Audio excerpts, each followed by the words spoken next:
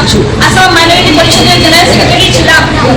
Last 12 মার্চে আমি দল ত্যাগ করেছি। দল ত্যাগ করার মেন কারণই হচ্ছে গিয়ে যে নীতি আদর্শ এবং সেকুলারিজম দেখে আমি অসম গণ পরিষদ দল জয়েন করেছিলাম। আজকের ডেটে সেই নীতি আদর্শ এবং সেকুলারিজম নাই বলতেই চলে, কারণ বলতে হবে না, সমস্ত আসামবাসীর রাইজে আপনারা দেখতে পাচ্ছেন যে গণপরিষদ দলের আজকে কি পরিস্থিতি।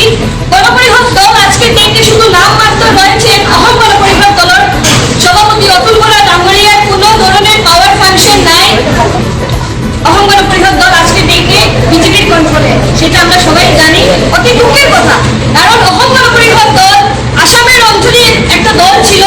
দীর্ঘ 6 বছরের আন্দোলনের পরে আসামের জনগণের স্বার্থে সেই দলের জন্ম হয়েছিল, কিন্তু আজকে সেই দলের কোনো ধরনের জবাব নাই। সেই দল মুখ বন্ধ করে আজকে বসে আছে। বিজেপি জি হুজুরি করছে। আজকে আসামের যে পরিস্থিতি, সেই পরিস্থিতিকে লক্ষ্য করে, সেই পরিস্থিতিকে দেখে এটাই মনে হচ্ছে, আমাদের সবাই একটাই মত যে আসামের জনগণের স্বার্থে এবং শান্তি শৃঙ্খলা যদি আবার আমরা চাই, তাহলে আসামে কংগ্রেসের সরকার আবারও লাগবে। আমরা সবাই চাই, আমরা হিন্দু মুসলিম সবাই একটাই জিনিস চাই যে আমাদের সবার শান্তি এবং একটা শান্তি সোসাইটি আমরা চাই। কিন্তু এই শান্তি সোসাইটির জন্য আমাদেরকে কাজ করতে হবে।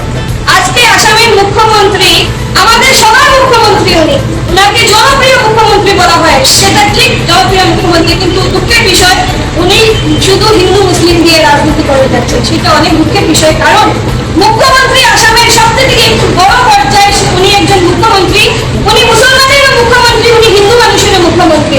তাহলে উনার মুখ থেকে যখন মিয়া বলা হয়, আর বিশেষ করে আমি দুঃখ পাই যখন কাছাড় জেলার মুসলমানদেরকে মিয়া বলা হয়, কারণ কাছাড় জেলার একটা ইতিহাস রয়েছে। কাছাড় জেলার মুসলিম মিয়া নয়, কিন্তু কাছাড় জেলার মুসলমান ইন্ডিজিনিয়াস মুসলমান।